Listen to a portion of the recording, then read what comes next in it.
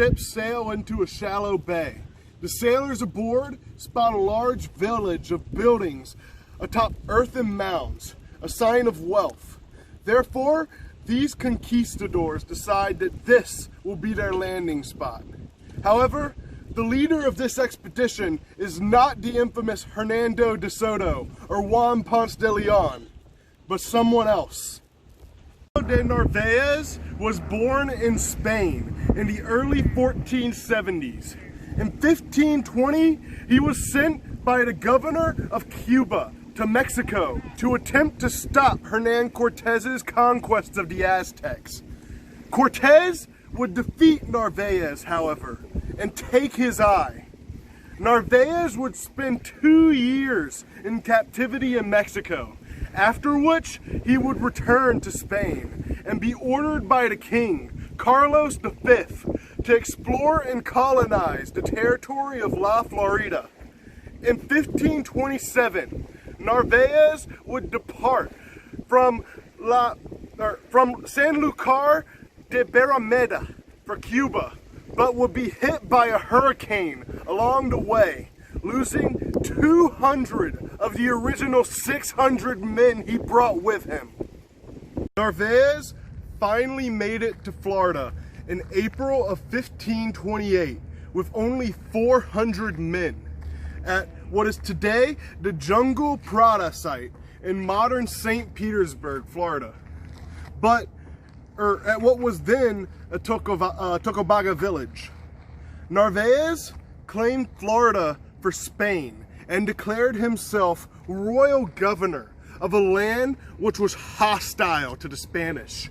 Narvaez would take a party inland and find the capital settlement of the Tocobaga on Old Tampa Bay.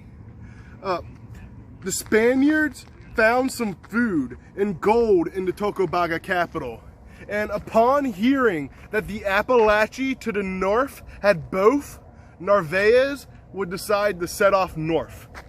Narvaez would split his men into 2 groups. One of 300 would march north, while the other of 100 would sail north with the ships and hopefully rendezvous somewhere up the coast. However, when Narvaez would march inland, he would never see his ships again. The men marched north for 2 weeks in starvation until coming upon a village north of the Withlacoochee River, where they would enslave the locals and gorge themselves on corn for 3 days. So if you were wondering if these guys were the good guys, now you have your answer. A local leader of the Timucua, Dolcenchalin, knew that the Spaniards were nearing his territory and decided to meet with Narvaez on June 18th of 1528. Through hand gestures, Narvaez was able to communicate that he was heading north to the domain of the Appalachee, and Dolcenchalin was pleased to hear this, as the Appalachee were Timucuan enemies. Therefore, the two exchanged gifts, and Narvaez continued north.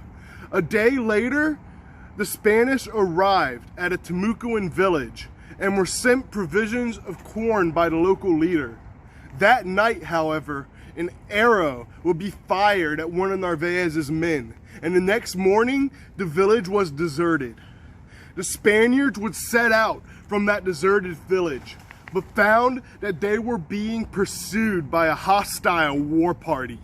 Narvaez was able to ambush their pursuers, however, and eventually shook off the war party.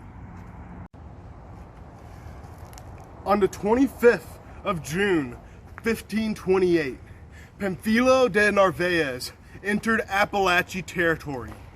The conquistadors found a village with up to 40 houses and assumed it to be the capital.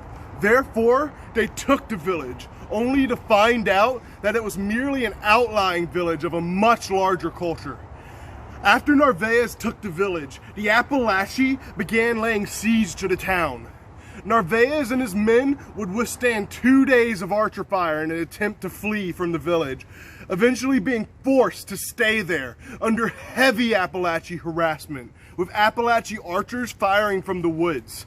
The siege would last for 2 weeks, with Narvaez sending scouts to attempt to find larger or wealthier towns. However, none had good news. Narvaez would learn from Appalachian and Timucua captives of a village known as Out on the coast. But the Spaniards would have to cross a large swamp to get there. Therefore, Narvaez would order his men to march south. For 2 days after leaving the village, the Spanish were not attacked. It was not until they were bogged down chest deep in swamp water that the Appalachians decided to rain their arrows down on the Spanish invaders. The Spanish were nearly helpless in the deep swamp water, but after regaining solid ground, they were able to drive off the Appalachians, temporarily at least. The Spanish reached Out 2 weeks later to find the village deserted and burned to the ground. Therefore, they scoured what they could from the ruins and decided that they would begin to build 4 rafts to attempt to make an escape to Mexico. The estimated 240 survivors would sail west from the St. Marks River near modern Tallahassee along the coast of the Gulf of Mexico until they would be washed out to sea by the Mississippi River and hit by a hurricane, where the rafts would be, or 2 of the rafts would be destroyed and lost at sea, with Panfilo de Narvaez on board. The remaining 80 survivors of the expedition would wash ashore on or near Galveston Island and live the next 4 years with a steadily dwindling number of men under the command of Narvaez's second, Cabeza de Vaca. By 1532, only 4 members of the original expedition remained.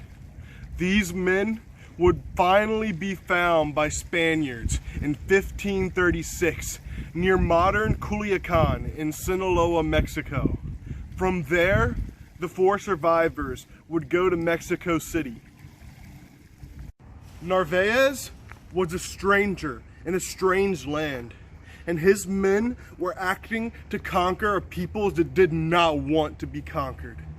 It was really no wonder that the Appalachians fought back against Spanish incursions so valiantly.